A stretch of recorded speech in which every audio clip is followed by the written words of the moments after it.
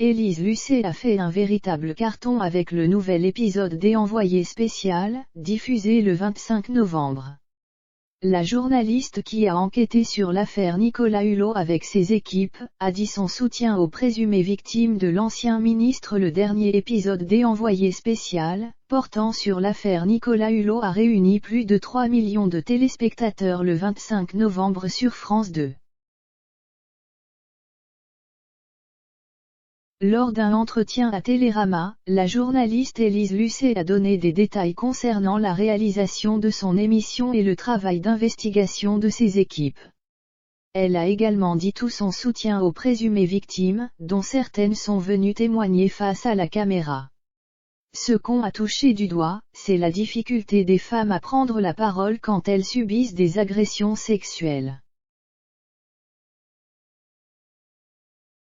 Que ces femmes soient entendues face à un personnage aussi central dans l'opinion publique, cela envoie un message fort à plein d'autres et à la société en général, a déclaré Élise Lucet à nos confrères. L'enquête a débuté il y a 4 ans et a été effectuée en sous-marin, avant que Nicolas Hulot en ait eu vent.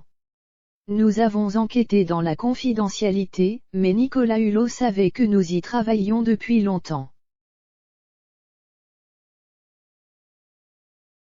Il a commencé à téléphoner à Virginie Villard dès qu'il l'a su, il y a 3 ans et demi.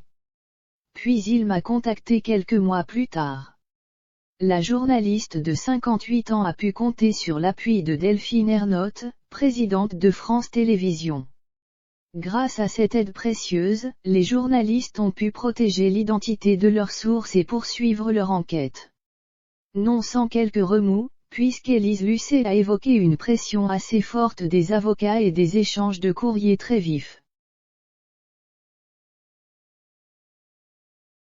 On voulait respecter le timing de ces femmes. La confidentialité était surtout très importante par rapport aux témoins.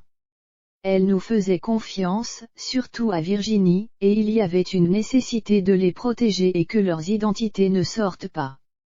Nous nous y sommes engagés pour qu'elles ne subissent aucune pression, qu'aucune tentative d'intimidation ne puisse être exercée contre elles.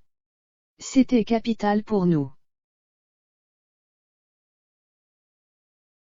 C'était un contrat de confiance entre elles et nous l'avons respecté à la lettre.